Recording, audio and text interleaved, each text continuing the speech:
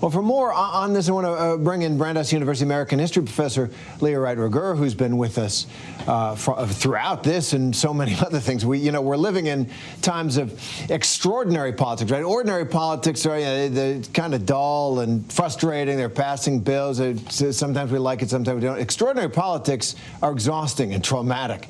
So we've heard a lot about what will unite or divide the country today. Well, as you look at history and the present situation, what do you think about that? What could bring us together? Well, I think the important thing to keep in mind here is that I'm not really sure why we're talking about calls for unity in the face of insurrection.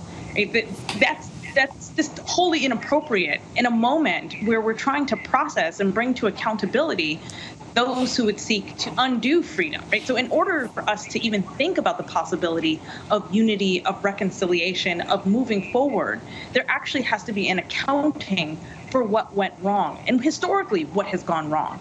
So what we've seen in the past is that the moments where we've come together the most as a nation have been the times when we've actually recognized, right, how our shortcomings as a country and expanded democracy to be more inclusive for all, including those people who have been marginalized, who have been ostracized, who have been left out of citizenship in the nation at large. So I think we have to put those things together in order to be able to move on in a moment like this.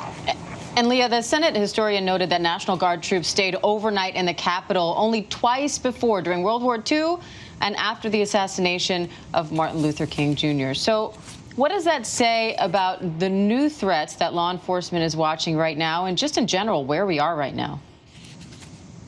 You know, I think about that story that Ayanna Pressley told, I think, earlier today, where she recounted how she and her staff ran back to her office and looked for the emergency button, and that systematically emergency buttons had been ripped out of the Congresspeople's offices across, the halls of Congress, across the Capitol. And to me, that is a violent assault, and it's an indication of the kind of violence that was intended to be, to be perpetrated against these individuals. So I think what we're seeing right now is finally a recognition of the seriousness of the issue at hand and of the problematics at hand. Part of the problem with the Capitol riots that we saw is that no one took this seriously. Nobody took it seriously when they heard calls for insurrection, when they heard calls to overthrow the government, when they heard calls to overthrow, congressional individuals because the results of the election were something that people didn't like. And so finally, I think what we're beginning to see is an acknowledgement of just how serious and just how dangerous our current moment is. There are Congresspeople who are afraid, they're saying, to do the right thing, to do the moral thing, to do the ethical thing because of death threats that they've been receiving in the last week. And I think this is an indication that we are in a dark place in this nation. And, the guards sleeping on the floor overnight is just one example and one illustration of just how deep and how dark this moment is for us.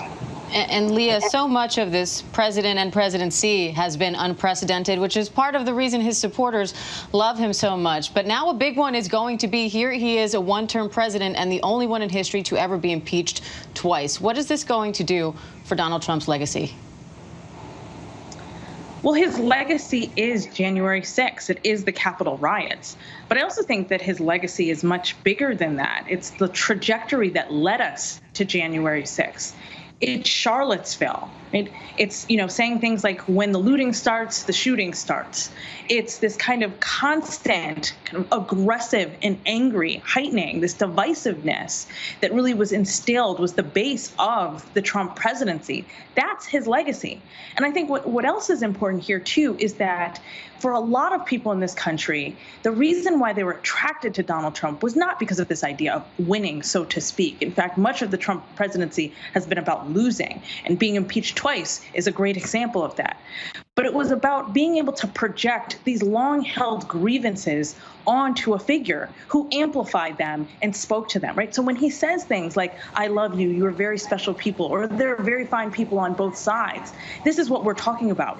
In Trump, people could see a figure, almost a religious-like fervor around him, and say, this is someone who speaks to my grievance. And so it's a much longer history that has been perpetuated within this country, right? This is directly connected to ideas of, inequality and racism and white supremacy. So what we're seeing here is just an example of this, and that's going to be Trump's legacy. Hi, everyone. George Stephanopoulos here. Thanks for checking out the ABC News YouTube channel. If you'd like to get more videos, show highlights, and watch live event coverage, click on the right over here to subscribe to our channel. And don't forget to download the ABC News app for breaking news alerts. Thanks for watching.